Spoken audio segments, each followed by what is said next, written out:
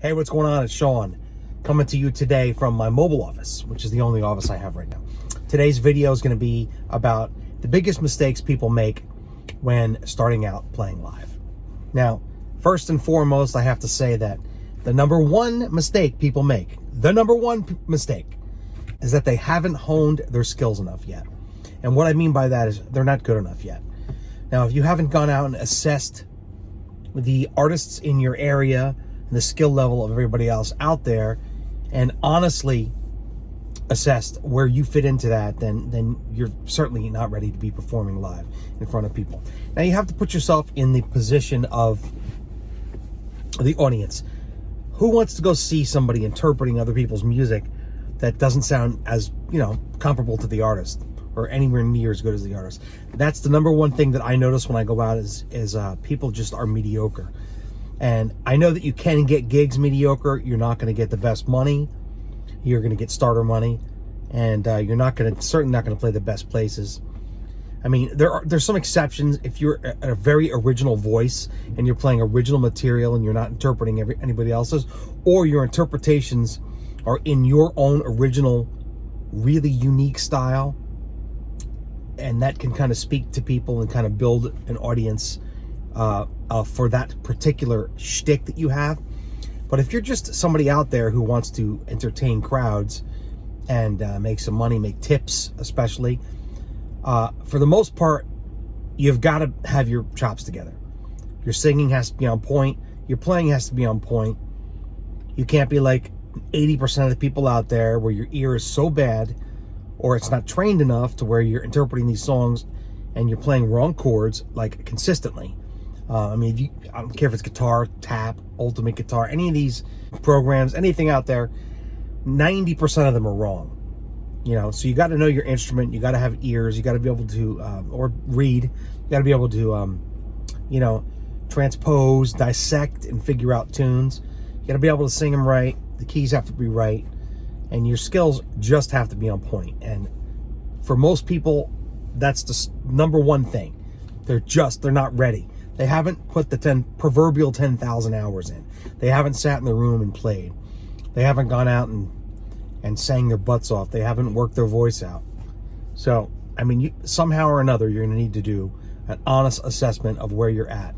And if you're mediocre, man, and you're and you're playing in my scene, there's some really, really good singers and players, and it's going to become apparent pretty quickly. But like I said, I know a lot of mediocre bands, to be honest, that are gigging every weekend, and the crowds love them because their song selection is also on point. So, but you can't really hide behind effects, other musicians, or the energy of a band when you're solo. And when I play solo, I'm dry. No reverbs, no effects, nothing. I hide behind nothing. Any little imperfection will come out. Any bad note will come out. So have your chops on point. Be ready. All right, the next mistake people make when they're just starting out performing live is their song list.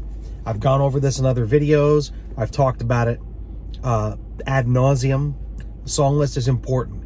You have to understand the crowd. You have to understand who you're playing for, what your age bracket is, and then you have to kind of understand what the popular songs are in those age brackets. If you're playing for people predominantly 40 and up, which is pretty much what you're playing for, or even, look at the mean average age, estimate that of your audience, and play the greatest songs ever made, that fits the vibe of the places you're playing for that audience. You can try things out, you can be experimental, but for the most part, you're going to play tunes that the audience likes. Otherwise, you're just not going to be successful. And it takes a little bit of give and take, and there's so many tunes out there. The great thing is you don't have to play what everybody else plays. There are certain artists, and the great artists should be covered. And there's probably some songs that you gotta have. You gotta know Sweet Home Alabama. You gotta know Sweet Caroline, so people can go dun dun dun, sing along. You gotta know Brown Eyed Girl. You gotta know songs. And there's modern classics as well now, but doesn't mean you have to play them every show, and it doesn't mean you have to completely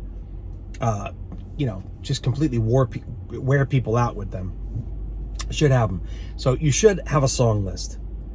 Now, I've put out my ideas for song lists. I put out songs. I put out artists, on here.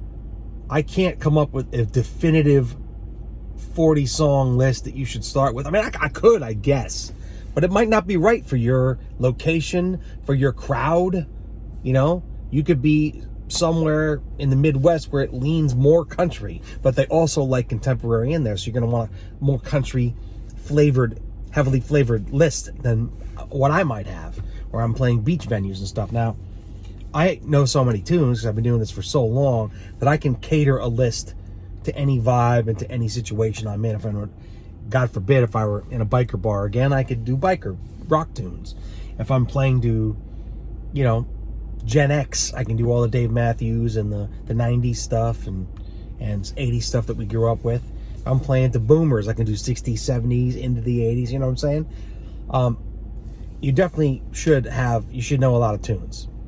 And I remember coming up playing with musicians that were standard musicians and just musicians who could read and could read charts and stuff. And back in the day, you would learn from the real book and the fake book, and you really weren't ready to gig until you knew 1,000 tunes, or you could get through 1,000 tunes. So I don't think the standard is quite that high now, but you should definitely have your song list on point. 50 songs is not enough to play to any crowd yet. You could get through a gig with a 50-tune song list. You better have 3 or 4 times that amount, though, to cover all your bases. And if they're in the Rock and Roll Hall of Fame or in the Country Music Hall of Fame or whatever, you can play them. I don't really play any new material. I'm not playing to a young crowd. Young crowds don't generally go out and watch solo singer-songwriters or solo acoustic guys, gals. There's Ed Sheerans and stuff like that. I don't even know if he's young anymore, but look at the age bracket you're playing for predominantly and play the correct music.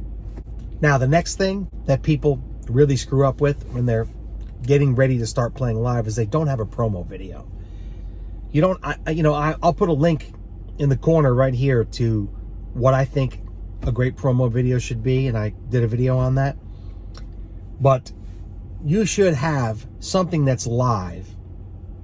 It can be either, mixed and sweetened in the studio and then put out, but it should be live. It should be a representation of what you are and who you do. All my bands, I don't care if it's my Journey tribute band, I don't care if it's any of my corporate bands or it's my solo. We did everything live. We sweetened up the sound a little bit. We mixed it and we made it, and we synced it to the video and made it good. It was a very professional representation. It was not overdubbed crap in the studio. It was live. Yes, we fixed things up. We sweetened the audio. We got rid of pops and things like that. And here and there, if there's a little bad note here and there, but otherwise the performance is good, no one will notice if you tune a note here and there, the voice or whatever. But by and large, your promo should be live. You can get gigs with a cell phone set up or some kind of a video camera set up and in front of you and play, but these days that's kind of unprofessional. You're definitely not going to get the higher tier gigs. When I've been playing 2 days a week now, and I make, $800 or $900 for those 2 days. So those are decent paying gigs. So if you want something and in the season it's 4 or 5 days a week of that. If you want to be at that echelon, you have to either develop the skill to shoot, record, mix, and put out videos on a professional level, or pay somebody to do it. You can't just set up some cell phone in your room and expect to get top tier gigs from it. It's not going to happen. So that's a huge mistake if you're out there without a promo video and you're trying to start playing live. All right, the next mistake almost everybody makes is poor sound. Lack of decent sound reinforcement. If you don't know the fundamentals of sound, if you don't understand EQ, if you don't understand dynamics, you don't know how to get a decent sound, and you can't hear what a decent sound is, you got to hire somebody to help you with that, help you set your stuff up. First of all, you got to have decent enough gear, and I've made videos on that. And my ideas of what you could start out with. And you should definitely have decent sound equipment. You should definitely sound decent when you plug in. And if your gear takes an exorbitant amount of EQ, compression and sweetening and, wizardry to sound good live, then you need to fix it. You need to get decent gear. Then that just means your gear is crap. Also, when you're washing your voice and crazy amounts of effects and reverb, and your guitar's got all sorts of chorus and reverb and delay and stuff on it, that you fail. That's wrong. You want to be clear. You could have some sweetening kind of in there in the background, but you want to be crystal clear so everybody can hear all the words you say. And moreover, man, one of the biggest mistakes with sound is not only grating high end that grates into people, but you're too loud. If somebody is up on you 2, 3, 4 feet in front of you, try to move your speaker back behind you a little bit to the left or to the right. Or if you're using one of those, Bose systems, the columns, or, something like that. But anybody really close, it might be a little loud depending on the room, but you want to be able, you got to raise your speakers up then. You got to project to the back of the room. And you want to make it so, depending on the venue, people can be conversational.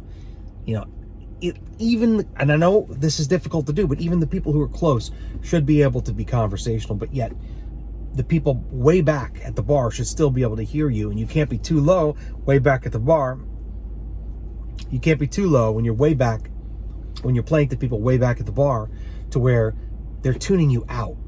So, you got to play, and you got to get a sense of volumes and ask people, ask staff, but also really ask the audience.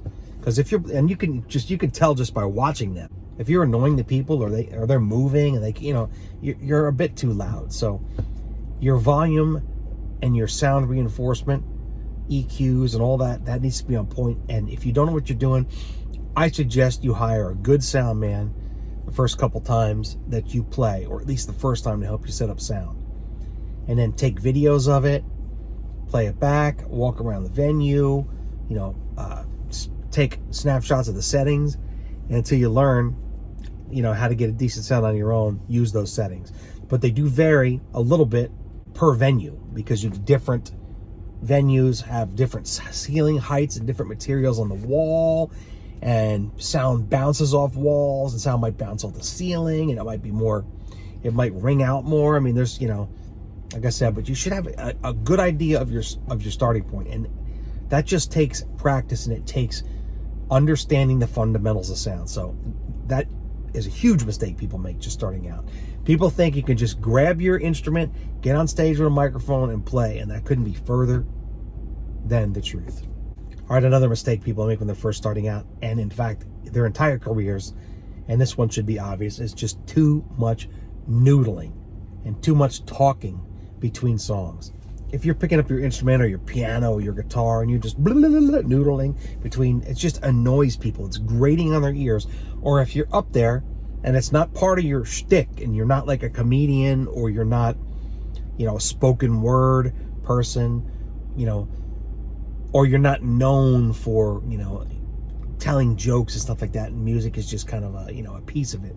If you're a musician and you're trying to entertain people as background music in a restaurant, or you're playing to a tiki outdoor bar type situation like I do, or you're playing, especially if you're playing corporate events or professional events or weddings, you do not want to talk too much between tunes. You definitely don't want to be noodling around and stuff like that. Too much of that is going to annoy people.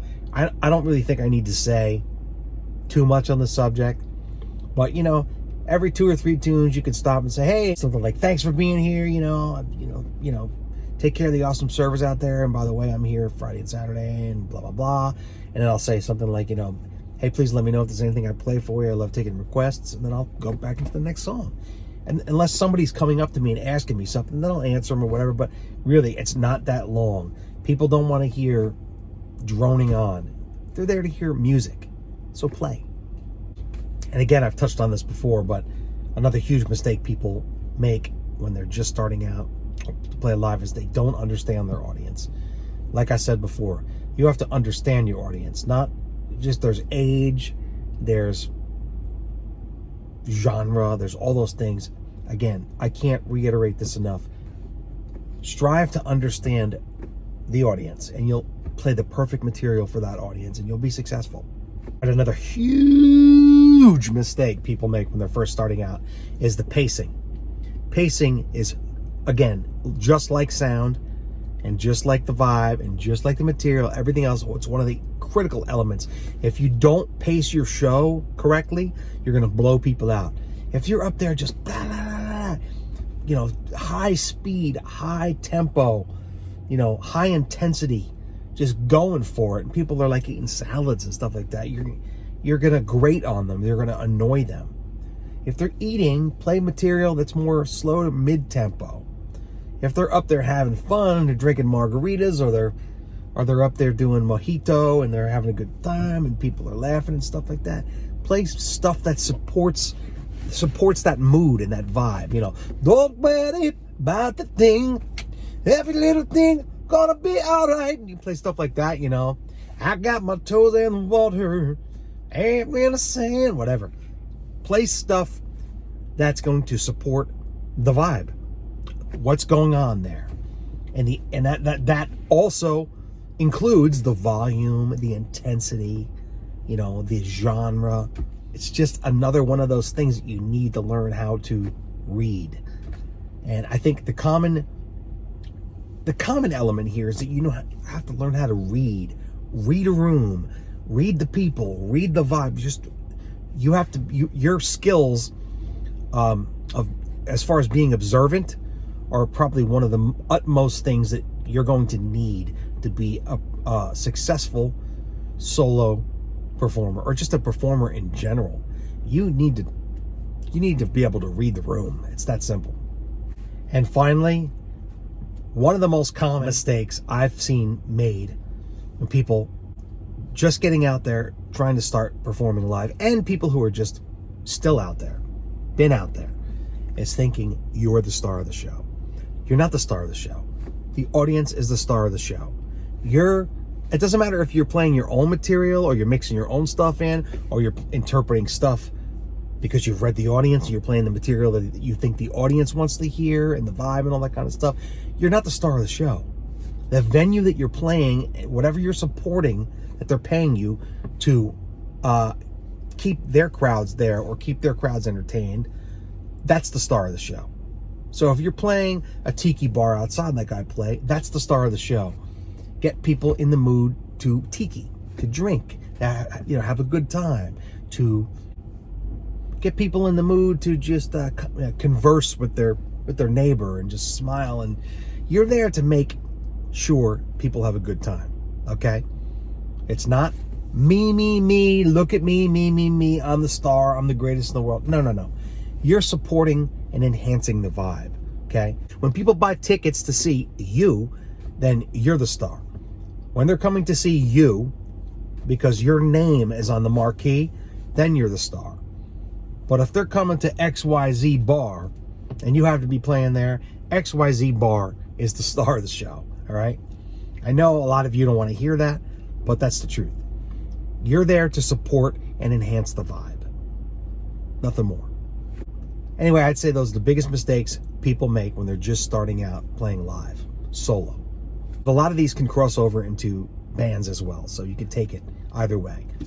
But my name is Sean Mormelo, www.seanmormelo.com. You can check me out on Facebook, Sean Mormelo. I'm on Instagram. And please like and subscribe, and share this video if you got some value out of it. Make sure you comment below. I'll comment back, and let's just keep the conversation flowing. And let me know what you'd like me to cover, and I'll cover it. All right? Talk to you later. Bye.